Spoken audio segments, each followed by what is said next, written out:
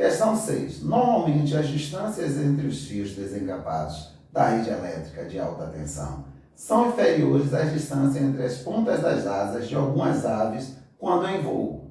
Argumentando que isso pode causar a morte de algumas aves, ecologistas da região do Pantanal Mato-Grossense têm criticado a empresa de energia elétrica da região.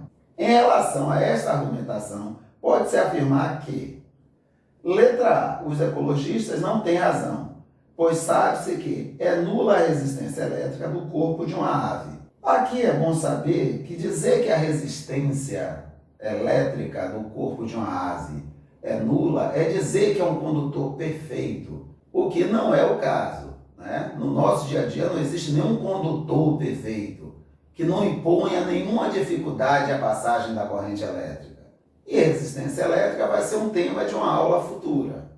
Então, essa argumentação não seria uma boa argumentação. Letra B. Os ecologistas têm razão, pois a morte de uma ave poderá se dar com sua colisão com um único fio e, por isso, a maior proximidade entre os fios aumenta a probabilidade desta colisão. Também essa argumentação aí está errada. O problema não é a questão da colisão com um único fio ou não. A questão tem a ver aí com o choque elétrico, tá ok? Que as aves vão tomar ao colidir com dois fios ao mesmo tempo. Então vamos à letra C. Os ecologistas têm razão, uma vez que ao encostar simultaneamente em dois fios, uma ave provavelmente morrerá eletrocutada. Exatamente, porque para ocorrer o choque elétrico tem que existir uma diferença de potencial. Se a ave colide com um único fio, ela não toma choque. Tocando em dois fios simultaneamente, aí vai existir essa diferença de potencial que já existe entre esses dois fios e ela vai tomar uma descarga elétrica, morrendo quase que instantaneamente. Então a resposta correta é a letra C. Sétima questão. A figura abaixo mostra 4 passarinhos pousados em um circuito no qual a bateria de automóvel alimenta 2 lâmpadas. Ao ligar-se a chave S, o passarinho que pode receber um choque elétrico é o de número. Então vamos analisar. Basicamente, a gente sabe que para ocorrer corrente elétrica, ou seja, movimento ordenado de cargas elétricas, a gente deve ter uma diferença de potencial. Então vamos lá? Liguei aqui a chave S. Então agora vai circular aí uma corrente elétrica. As lâmpadas devem funcionar.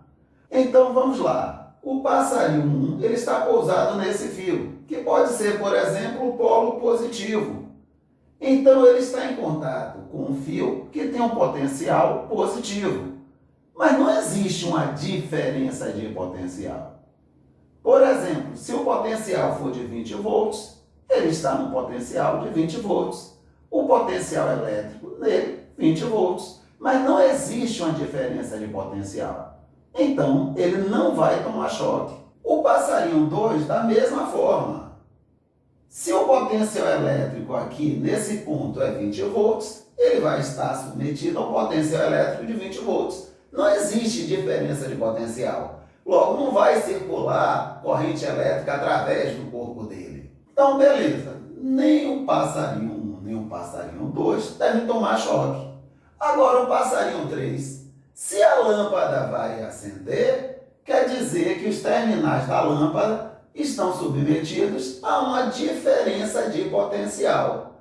Ou seja, existe uma diferença de potencial entre esses pontos. Ó, cada pé do passarinho está em contato com um potencial diferente. Se ele está submetido a uma diferença de potencial, ele vai tomar um choque, ou seja, uma corrente elétrica vai circular através do corpo dele. Então, esse passarinho vai tomar um choque.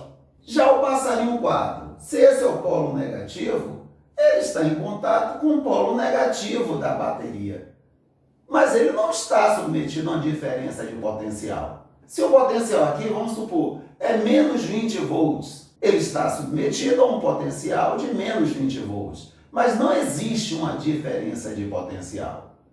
O potencial nessa ave aqui vai ser o mesmo. Como não tem diferença de potencial, ela não vai tomar choque. Então, no final das contas, o único passarinho que está em contato com uma diferença de potencial Ó, cada pé do passarinho está em contato com um potencial diferente. É o passarinho 3, ou seja, é o único que vai tomar choque. Sendo assim, a resposta correta é a letra C. Oitava questão. Niceia estava aprendendo a fazer instalações elétricas residenciais e foi encarregada de fazer uma instalação na parede lateral a uma escada.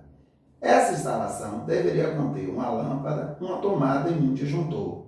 Era preciso que a lâmpada pudesse ser ligada e desligada tanto na parte de baixo quanto na parte de cima da escada, através dos interruptores 1 e 2, conhecidos como interruptores three-way. Por outro lado, era preciso que quando o disjuntor fosse desligado, para se fazer um conserto na instalação, o circuito não oferecesse perigo de choque a quem fizesse o reparo.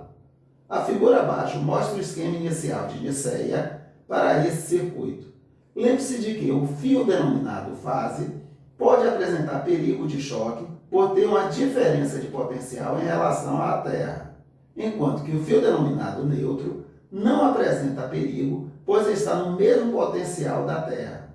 Quando Niceia apresentou à supervisora o esquema inicial do trabalho, esta concluiu que para as finalidades pretendidas estavam instalados de forma incorreta. Então vamos lá, vamos analisar aí esse circuito aí idealizado por Niceia. Quais são os problemas desse circuito? O primeiro problema é o disjuntor. Observe que o disjuntor ele está ligado no fio neutro. Ou seja, quando eu desligar o disjuntor, eu vou ter aí o circuito ligado ao fio fase. O que é um erro, porque o fio fase é o fio que dá choque, tá ok? É o fio energizado. Sempre a gente deve interromper com o disjuntor o fio fase, ou seja, o disjuntor deveria estar nessa fiação aqui. Porque ao desligar o disjuntor, você não teria aí a fiação energizada. Não existiria o risco de choque elétrico. Ou seja, a primeira falha de Niceia foi colocar o disjuntor de forma errada, interrompendo o fio neutro e não o fio fase. Agora vamos procurar outra falha de Niceia. Primeiro, vamos entender o que é isso aqui. Isso aqui é o que nós chamamos de three-way. Por exemplo, eu já instalei aqui em casa o three-way.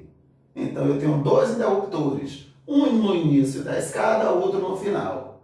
E eu posso desligar a lâmpada da escada tanto no início quanto no final, ok? Através desses dois interruptores. Qual é a lógica do three-way? A lógica é a seguinte: eu tenho 3 pinos no interruptor three-way. Um pino eu vou ligar ao fio fase, ok? Ao fase do interruptor 1. E o outro pino aqui do interruptor, do segundo interruptor three-way, eu vou ligar a lâmpada e ao fio neutro. Qual é a lógica? Nessa posição aqui, por exemplo, nesta posição a lâmpada está desligada. Observe, ó, a corrente elétrica vem aqui, ó, do fio fase, chegou aqui, opa, veio aqui, acabou. Não tem como chegar na lâmpada, porque está desligado aqui. Não tem como a corrente elétrica passar desse pino para esse pino e seguir. Não existe contato entre esses dois pinos.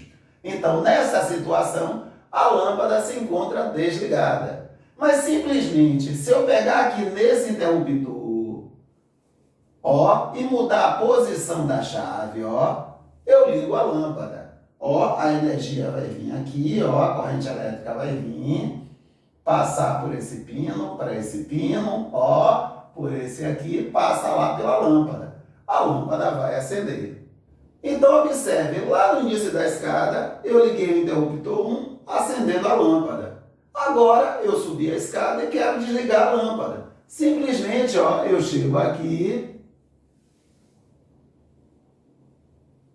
clico aqui no interruptor 2, mudando a chave. Então agora observe, ó, a corrente elétrica ela veio, opa, não tem como ela chegar para a lâmpada. Não tem ligação entre esse pino aqui e o outro pino. Então a lâmpada se encontra desligada. Se eu quero ligar, simplesmente, vamos ver aqui, eu teclo de novo aqui no interruptor, liguei a lâmpada. A energia elétrica ela pode vir, ó, desse pino passa para esse, segue através desse fio para esse pino aqui, a energia vai passar para esse, chegando até a lâmpada ela funciona.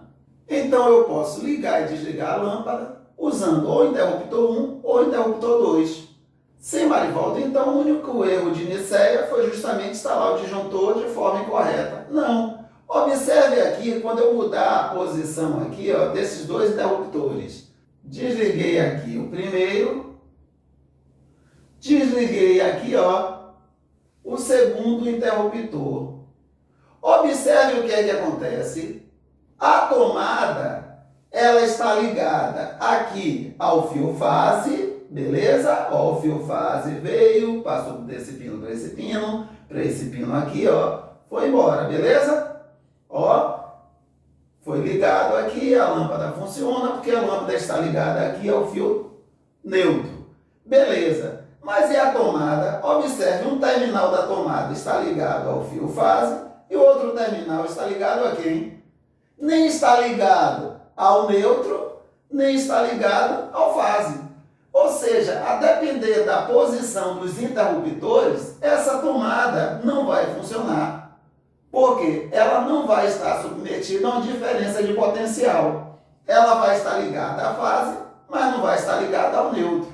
Ou seja, Nicéia ligou de forma errada também a tomada. Então, o que foi que Nicéia ligou de forma errada? O disjuntor e a tomada. Sendo assim, a resposta correta é a letra B. Nicéia ligou de forma errada a tomada e o disjuntor. Questão 9. Considere as seguintes afirmativas a respeito de uma lâmpada incandescente por onde passa uma corrente elétrica contínua e constante. Afirmação 1. A corrente elétrica que atravessa a lâmpada é um fluxo de elétrons. Exatamente. Quando utilizamos condutores metálicos, quando usamos, por exemplo, o cobre, que é o metal mais usado nas instalações elétricas, a carga elétrica que está em movimento, ou seja, que vai gerar o que nós chamamos de corrente elétrica, são os elétrons. A carga elétrica em movimento corresponde a um fluxo de elétrons. Afirmação 2. Não há uma diferença de potencial elétrico entre os terminais da lâmpada. Falso. Se não tem uma diferença de potencial, a lâmpada não funciona. Logo, você não vai ter um fluxo de cargas elétricas, você não vai ter uma corrente elétrica. Terceira afirmação. Há uma diferença de potencial elétrico entre os terminais da lâmpada. A afirmação 3 está correta, uma vez que se existe uma corrente elétrica atravessando a lâmpada está submetida a uma diferença de potencial. Quais destas afirmações são verdadeiras? Como a gente viu, as afirmações 1 e 3. Ou seja, a resposta correta é a letra E. 10ª questão. Relacionando os elementos abaixo indicados, a ordem numérica de cima para baixo é 1. Amperímetro. 2. Fusível. 3. Voltímetro. Então, vamos ver aí a ordem que vai ficar. Interrompe a passagem de corrente elétrica pelo efeito Joule. A gente sabe que isso ocorre no fusível. Então, número 2. Seguindo, é usado para medir diferença de potencial, ou seja, DDP, é o voltímetro. Número 3. E, finalmente, é usado para medir corrente elétrica. A gente sabe que é o amperímetro, número 1. Então, a ordem correta, 2, 3, 1. Ou seja, a resposta correta é a letra B.